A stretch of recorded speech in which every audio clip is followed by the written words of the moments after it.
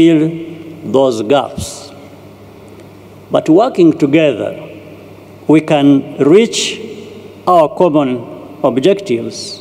35 negara putuskan keluar dari organisasi biadab sampah AFC usai terang-terangan curangi timnas Indonesia di kualifikasi Piala Dunia 2026. Seketika saham AFC langsung hancur. Karyawan beramai-ramai keluar dari pekerjaannya. AFC dinyatakan bangkrut. Kolaps. Jadi harapanku. Di sisi lain 12 negara Asia Barat ini ditinggalkan jika 35 negara lain bikin AFC tandingan. Kok bisa begitu? Tonton video sampai habis biar gak salah paham.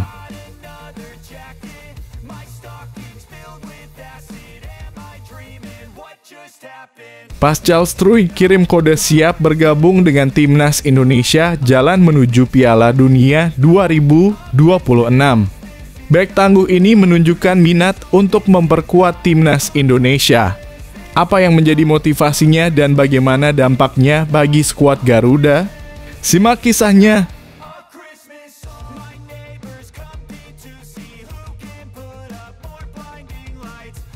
Jens Raven bermain dengan Tom Haye adalah impian.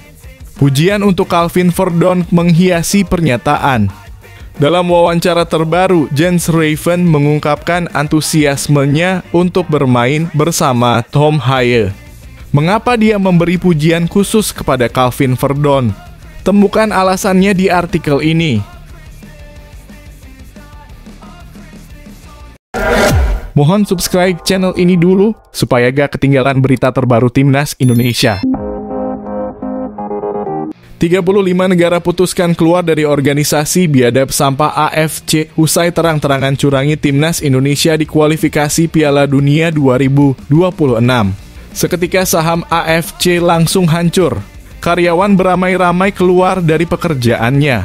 AFC dinyatakan bangkrut. Kolaps. Jadi harapanku.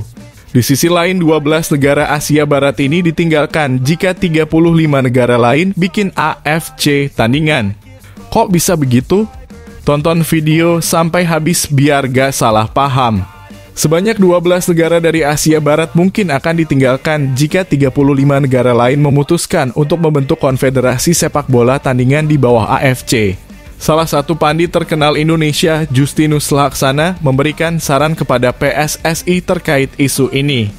Apabila AFC mengabulkan permintaan Federasi Sepak Bola Bahrain BFA untuk menggelar pertandingan Timnas Indonesia versus Bahrain di tempat netral pada matchday ke-8 Grup C kualifikasi Piala Dunia 2026. Coach Justin demikian sapaan akrabnya mendesak PSSI untuk mempertimbangkan pindah ke zona Oseania atau bahkan mendirikan AFC tandingan. Kalau AFC mengabulkan permintaan Bahrain, kita pindah ke Oceania saja atau bikin AFC tandingan yang isinya non-Timur Tengah. Tinggal semua negara non-Timur Tengah lobby FIFA agar AFC dibagi dua, tulis Coach Justin di akun X-nya @coachjustino. Usulan untuk membentuk AFC tandingan cukup menarik perhatian mengingat AFC bisa mengikuti jejak benua Amerika yang memiliki dua konfederasi yaitu CONMEBOL dan CONCACAF. Jika AFC tandingan terbentuk, Coach Justin menyarankan agar negara-negara yang tergabung dalam Federasi Sepak Bola Asia Barat dalam kurung WAFF membentuk konfederasi sendiri. Ia mengemukakan bahwa seringkali negara-negara Arab mendapatkan keuntungan dari AFC, mengingat Presiden AFC, Salman bin Ibrahim Al-Khalifa, berasal dari Bahrain. Hal ini memunculkan anggapan bahwa akronim AFC lebih tepat disebut Arab Football Confederation daripada Asian Football Confederation. Lantas, siapa saja 12 negara Asia Barat yang tergabung di WAFF? Mereka adalah Bahrain, Irak, Yordania, Kuwait, Lebanon, Oman, Palestina, Qatar, Arab Saudi, Suriah, Uni Emirat Arab, dan Yaman. Sementara itu, meskipun Iran dan Afghanistan secara geografis berada di Asia Barat, keduanya tergabung di Federasi Sepak Bola Asia Tengah dalam kurung CAFA. Dengan AFC yang memiliki 47 anggota saat ini, hal ini berarti 35 negara lainnya memiliki potensi untuk mendorong FIFA agar membagi AFC menjadi dua bagian. Tentu saja akan sangat menarik untuk melihat bagaimana respons FIFA jika opsi ini diusulkan oleh beberapa negara di Asia. Apa pendapat kalian tentang situasi ini? Apakah kalian setuju dengan ide Coach Justin? Mari diskusikan.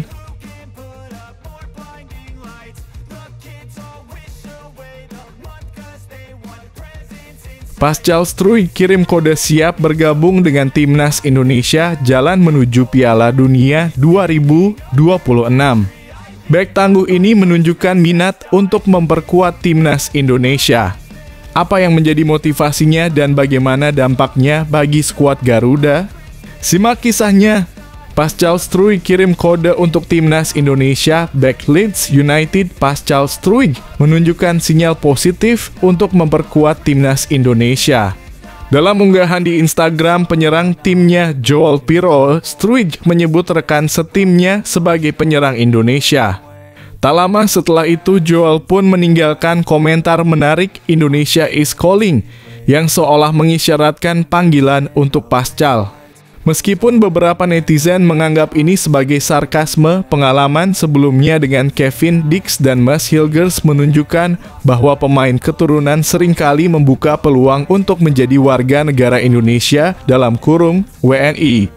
Jika Struijk yang memiliki nilai pasar sekitar 15 juta euro dalam kurung sekira 252 miliar rupiah bersedia bergabung, pertahanan Timnas Indonesia bisa menjadi sangat kuat. Dalam formasi 3-4-3 racikan Shin Tae-yong, bek berusia 25 tahun ini dapat menjadi andalan sebagai bek tengah sebelah kiri, membentuk trio tangguh bersama Mads Hilgers dan Jay Itzes di jantung pertahanan. Podcaster asal Belanda Denie van Laar juga menilai Struijk sebagai pemain yang luar biasa dan berpotensi memperkuat Timnas Indonesia. Jika Pascal datang ke Indonesia untuk menjalani proses naturalisasi pada November 2024, dia bisa tampil di 4 laga sisa grup C kualifikasi Piala Dunia 2026 zona Asia. Selain Struijk, kabar tentang sosok Jairo Riedewald dari Royal Antwerp FC dan Ole Romani dari FC Utrecht juga mencuat, menambah daya tarik bagi para penggemar yang menantikan kedatangan pemain-pemain ternama ke Timnas Indonesia.